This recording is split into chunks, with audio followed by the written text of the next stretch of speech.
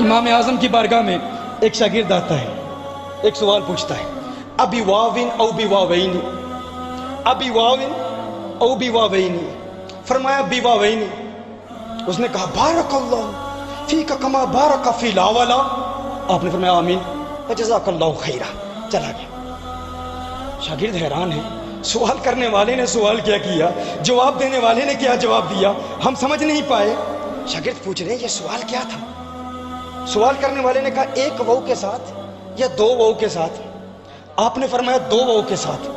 اس نے کہا اللہ تمہیں برکت دے، وہ برکت جو اللہ نے لا ولا میں رکھی ہے، اللہ تمہیں وہ برکت دے جو لا ولا میں ہے۔ اب کچھ علماء تو سمجھ چکے ہوں گے میں کیا عرض کر رہا ہوں۔ کہا ایک وو کے ساتھ یا دو وو کے ساتھ؟ دیکھیے جو ہم التحیات پڑھتے ہیں نا، اس حوالے سے دو روایتیں ہیں۔ ایک روایت تشہد میں آپ سب پڑھتے ہو نا، التحیات للہ والصلوات والطیبات، ایک روایت میں التحیات للہ والصلوات الطیبات، ایک روایت میں دو وو ہیں، ایک روایت میں ایک وو ہے۔ سوال کرنے والے نے پوچھا کہ نماز میں جب ہم التحیات پڑھتے ہیں تو ایک وو کے ساتھ پڑھیں یا دو وو کے ساتھ پڑھیں؟ اب اس نے اپنے سوال میں یہ بات کی نہیں، اس نے صرف یہ کہا ابی واوین او بی واوین، ایک وو یا دو وو۔ اب امام اعظم کی فراست دیکھیں، آپ کی ذہانت دیکھیں، آپ کی فطانت دیکھیں، یہ ان کی کرامت ہے۔ یہ جو فراست ہے نا، اس کا تعلق بھی کرامت سے ہوتا ہے، فراست کا تعلق بھی کرامت سے ہے۔ یہ جو ڈیوائن وزڈم ہے نا، اتقوا فراست المؤمن فإنه ينظر بنور اللہ، مومن کی فراست سے ڈرو کہ وہ اللہ کے نور سے دیکھتا ہے۔ متوسمین، قرآن کریم میں ہے ان فی ذلک الآیۃ للمتوسمین۔ امام ترمذی نے اس کا ترجمہ کیا ہے، کہا کہ بعض اہل علم کے لیے کہ نزدیک متوسمین سے مراد متفرسین ہیں، فراست والے ہیں۔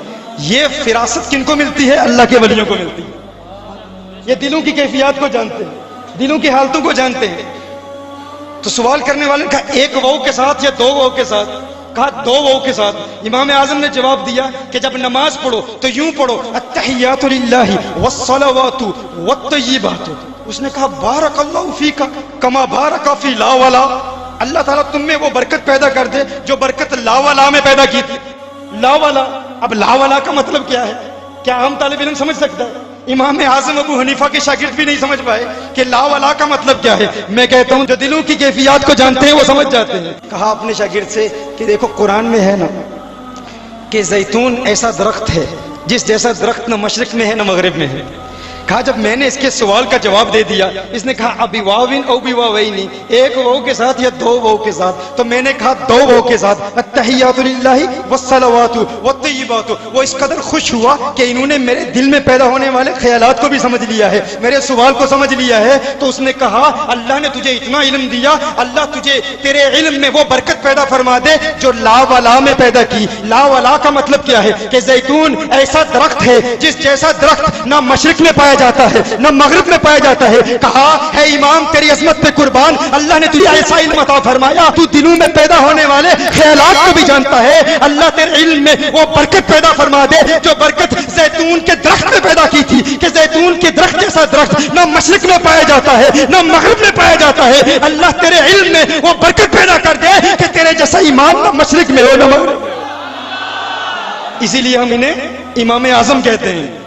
اب دیکھیے امام اعظم کی بارگاہ میں ایک عورت حاضر ہوتی ہے، ایک سیب رکھتی ہے، سیب امام اعظم کے سامنے ایک سیب رکھتی ہے۔ سیب کا ایک جانب سے ایک دائیں جانب آدھا سرخ ہے، بائیں جانب زرد ہے۔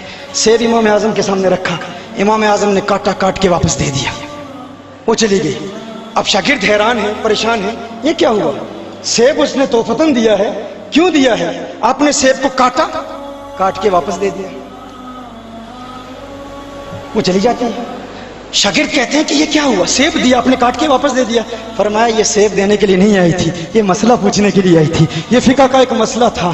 اس نے حیض کے خون کے بارے میں سوال کیا، اسے حیض کا خون کبھی سرخ آتا تھا کبھی زرد آتا تھا، اس نے سیب رکھا، سیب کا ایک حصہ سرخ تھا ایک حصہ زرد تھا، وہ پوچھنا چاہتی ہے کہ طہر کا حکم کیا ہے؟ تو میں نے سیب کو کاٹا، کاٹ کے کھولا، سفیدی دکھا دی کہ جب سفید پانی آتا ہے تو طہر ہو جاتا ہے۔ امام اعظم کی بارگاہ میں کیسا سوال، اشاروں میں امام اعظم جواب دے دیتے۔ طہر کا حکم کیسے بتایا؟ سیب کاٹ کر بتایا۔ ایک بچہ امام اعظم ابو حنیفہ کی بارگاہ میں حاضر ہوتا ہے، عرض کرتا ہے امام اعظم یہ بتائیے، اب اسٹوڈنٹ سامنے بیٹھے ہیں، اگر کوئی بندہ عشاء کی نماز ادا کرتا ہے، عشاء کی نماز ادا کرنے کے بعد وہ سو جاتا ہے اور اس پر غسل فرض ہو جاتا ہے، وہ جاگتا ہے، تو اب وہ عشاء کی نماز پھر پڑھے گا یا نہیں؟ امام اعظم ابو حنیفہ نے فرمایا پھر پڑھے گا۔ اس نے سوال کیا، سوال کر کے وہ چلا گیا۔ ایک بندہ عشاء کی نماز ادا کرتا ہے، سو جاتا ہے، غسل فرض ہو جاتا ہے، غسل فرض ہو گیا، جاگا، اب غسل کر کے نماز پڑھے گا یا نہیں؟ فرمایا نماز پڑھے گا۔ بچے نے سوال کیا، سوال کر کے چلا گیا۔